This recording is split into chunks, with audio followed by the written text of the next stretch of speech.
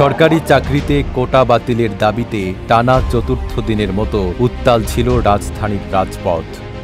৪ জুলাই বৃহস্পতিবার সকাল থেকেই ঢাকা বিশ্ববিদ্যালয়ের শিক্ষার্থী ও চাকুরি প্রত্যাশীরা কেন্দ্রীয় গ্রন্থাগারের সামনে জমায়েত হয়ে আন্দোলন শুরু করেন। বেলা ১১টার দিকে সেখান থেকে মিছিল বের হয়ে ঘুরে আসে ক্যাম্পাসের বিভিন্ন সড়ক। এরপর দুপুর ১২টা ১৮ মিনিটে অবস্থান নেয় রাজধানীর কেন্দ্রস্থল শাহবাগ মোড়ে।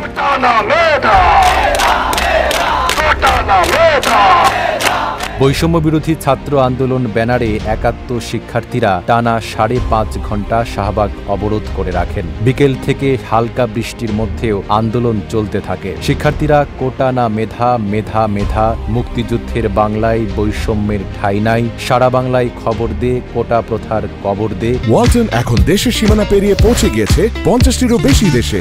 ওয়ালটন, ঘরে ঘরে বিশ্বজুড়ে ইত্যাদি স্লোগানে মুখরিত করে তোলে গোটা শাহবাগ চত্বর।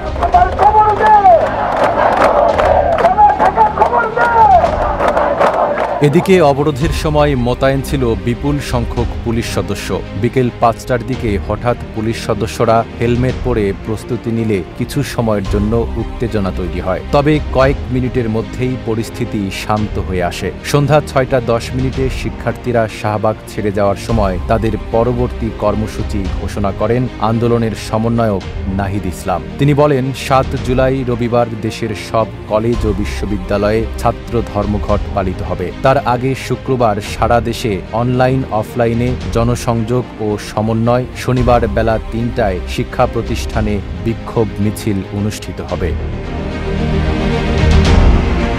জুলাইয়ের এই আন্দোলন কেবল কোটা বিরোধিতা নয়, এটি একটি বৈষম্যহীন সমাজ গড়ার দাবি নিয়ে জেগে ওঠা প্রজন্মের কণ্ঠস্বর।